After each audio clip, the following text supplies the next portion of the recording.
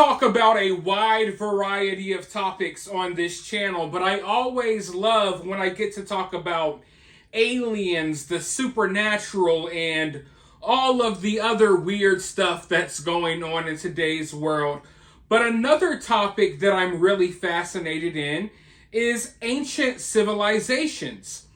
Now, aliens come up a lot in the conversation about ancient civilizations, but one of the reasons why I'm so fascinated by this topic right now is because due to the advancements in technology and stuff, they're discovering new evidence all the time. Just crazy evidence that humans may have been around a lot longer than we thought they were. But not just that. They're discovering evidence that these ancient civilizations, they weren't as primitive as we thought they were. We're discovering that they were advanced. Now, when I say advanced, I don't necessarily mean as advanced as we are right now, although they maybe were more advanced than us in some ways. But when I say advanced, I'm saying like we had this thought in our minds, this thought has been put in our minds by, the archaeologists, the scientists, the experts, that humans back in these time periods were like Neanderthals, like cavemen. But it turns out a lot of these civilizations were a lot smarter and more capable than we thought they were. And they're also finding a lot of evidence that, I don't know, it's weird. Either these ancient humans from all around the world were sharing like some type of shared experience, or maybe they were traveling more than we thought they were. Because we're finding sites around the world, and some of these sites are built in the same way. But why would they be if these different groups of people never interacted? We're finding certain symbols and stuff on these ancient sites that look the same here and then all the way across the world. But how? If these civilizations never interacted. I mean, we're finding all types of sites these days because now they can basically scan the ground and see if there's something crazy underneath. And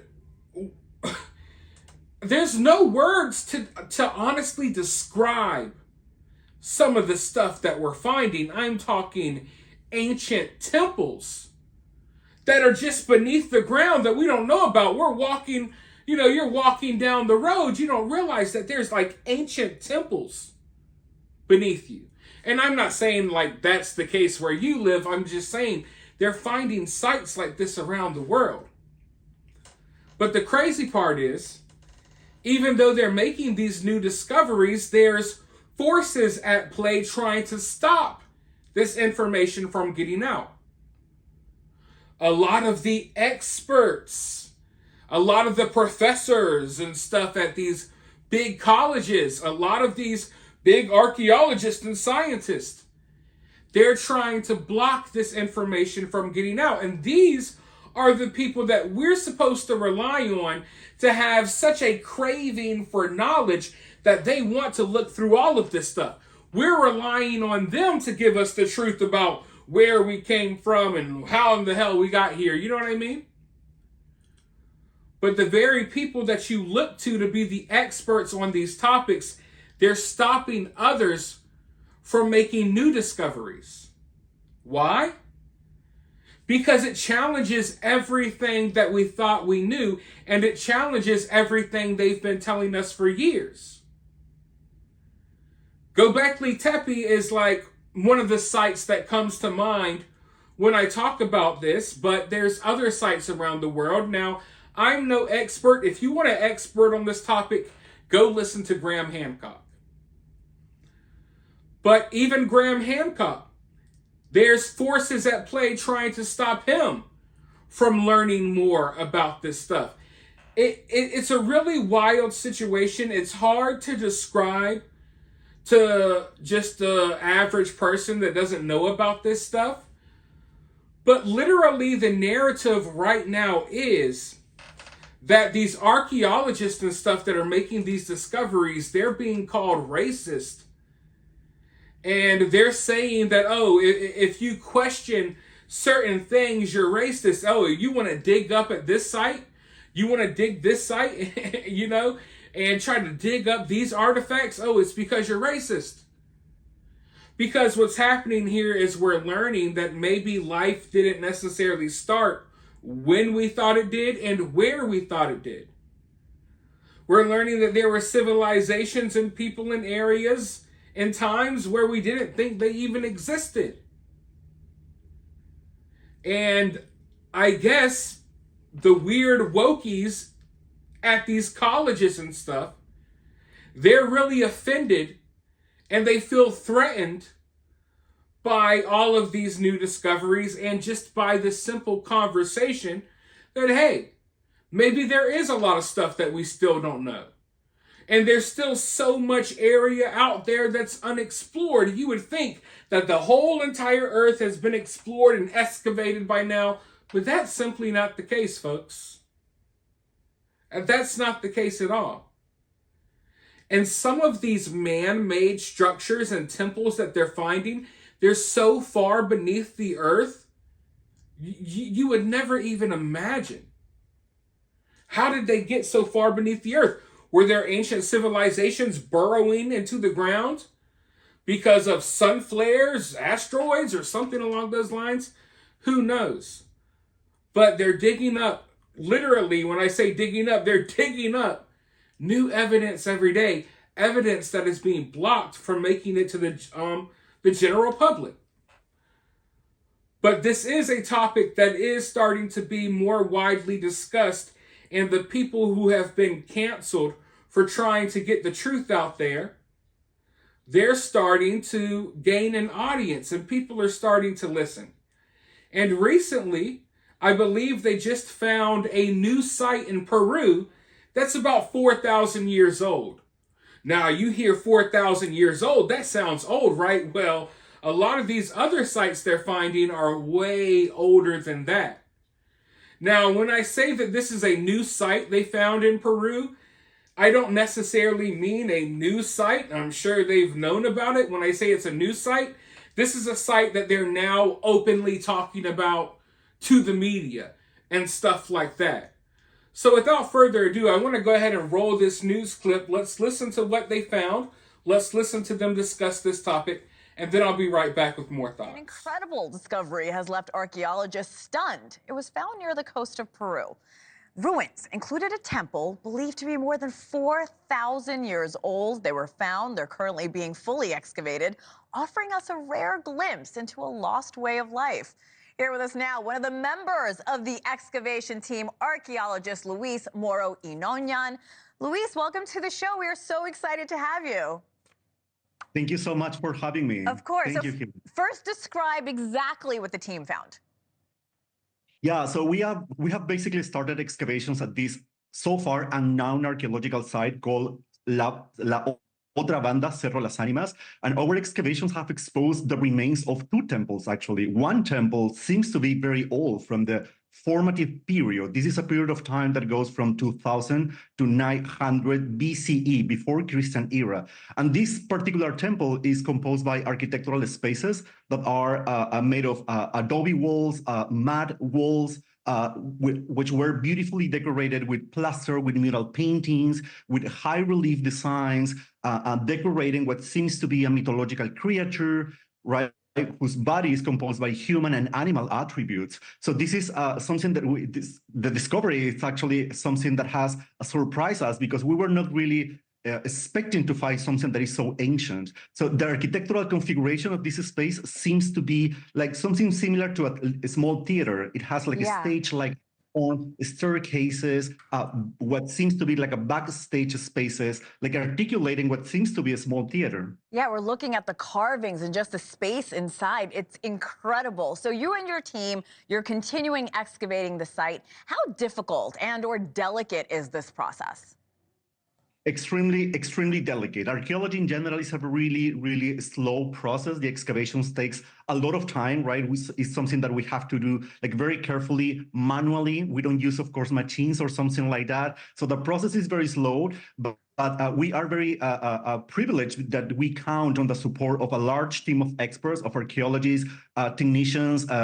It's a multidisciplinary team composed by specialists basically coming from all over the world. So we are expecting to continue with the excavation throughout the summer. So we are in the middle of the excavations, and we also count with the support of the Ministry of Culture of Peru, who is providing also their help and also their support. You mentioned you guys found what seems like a theater. So what else are you learning about this specific site and the people who may have lived there? Yeah, we are speaking of a very ancient religious structure, right? And this really giving us important clues about the emergence of complex religion in this part of the world. So this is basically a period of time in which ancient Peruvians are building temples, right? But we still know very little about what was actually their motivation behind, what was the circumstances in which they started building these temples. So we still know very little about the emergence of what we call institutionalized religion. And this space where ritual performances were conducted like thousands of years ago are really giving us clues to understand what was the belief systems of these people, why these people constructed these large-scale monumental religious spaces, how they envision a space, and what was ultimately behind this belief system, the gods that they worship, and why is the reason of they basically started constructing these gigantic buildings. Luis, I'm so fascinated by this as we're looking at the pictures and the bones. I have to ask you, when you and your team first discovered this, what was the reaction? What was going through your mind? It was incredible. As I said, we were not expecting to find this. So I'm Peruvian. I'm originally from Peru, and also my family from both my father's and mother's sides are originally from this specific territory of Peru. So it was when we basically started discovering the evidence and seeing the iconographic representations on the walls. When I specifically stand in front of this mythological creator that we found, it was incredible. It was an incredible sensation. It was like letting these people to know their story, right? It's like they are using also our work to help us, to help them to tell their story. So it was a little bit of uncovering the story of my own ancestors as a Peruvian, as someone who has deep connections with this territory. So it was really an incredible sensation to be in front of this very ancient structure and to try to tell the story of these people. So I've always wondered, what is this like ancient obsession with animal-human hybrids? Why is it when you go back throughout time, and it doesn't matter if you're talking about Peru, it doesn't matter if you're talking about random places in America with the Native Americans, it doesn't matter if you're talking about Egypt, everywhere you go, there was always these ancient depictions of animal-human hybrids. Now, I'm personally of the belief that a lot of these mythological creatures, a lot of these monsters and random stuff that you read about in fantasy novels and things of that nature, I'm of the belief that some of this stuff may have existed at one point in time or the other. I know that may sound crazy, but it's even crazier to think that an ancient people from 4,000 years ago in Texas were creating human hybrids of animals along with Egyptians from 10,000 years ago. And it's just like, come on. There's something here that is inspiring these people to do this. What is that? I mean, what is that? Are humans just wired that way? Like, doesn't matter where you come from, what you know, you're gonna make a cave drawing of a half eagle, half man. Like, it's just weird. And it makes you wonder, what were these people seeing? What were these people seeing? What type of creatures existed back in the day? Like dragons, for example. You could find ancient depictions of dragons throughout various cultures and various places and various time periods throughout history, throughout the world. Medieval times, there were talks of dragons. Ancient Japan talks of dragons. China, you name it. So, but we still have creatures on this earth that kind of resemble dragons. So I think there's more of an explanation there. But hey, I'm just wondering, like, were these people seeing crazy stuff? And not to mention, there's depictions of like UFOs and aliens and all of that stuff. But another thing that always fascinates me is no matter how far you go back in history, no matter what people you find, in various parts of the world, they always seem to have some sort of organized religion or belief system. And that's another thing that's weird to me. Like, do we ever find a civilization of people that didn't believe in anything? No, it's like, oh, we found a new holy site. Oh, we found an area where they used to commit, they used to do human sacrifices. These people believed in the sun god. These people worshipped cows. These people believed in Zeus. It's like there's always some type of organized religion or belief system. And I guess that's just something that humans do.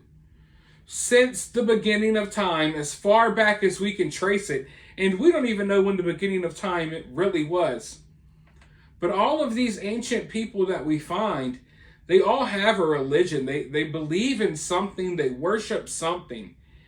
And I'm just wondering, what is it in humans that drives them to be that way? I guess everyone wants something to believe in. Everyone wants to believe that there is something after this.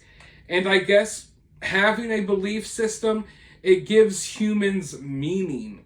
Regardless if their belief system is real or not, or if it sounds crazy to you or what, I guess it has some type of purpose, because you can't find a single group of people throughout time that didn't have some type of belief system, some type of religion. So I don't know, I always found that fascinating, because I guess it's just human nature. But what inside of us is wired that way? And I feel like it's our need for an explanation as to why we're even here. We all want an explanation as to what even is life? Why are we here? And I think that even if you go back thousands of years, even when people weren't smart enough to think in the ways we think now, they were probably wondering too, like, what in the hell is going on? Why am I here right now? But, let me know what you think about all of this down in the comments below. While you're down there, hit that thumbs up, hit that subscribe, ring that notification bell, and I'll talk to you all soon in the next one.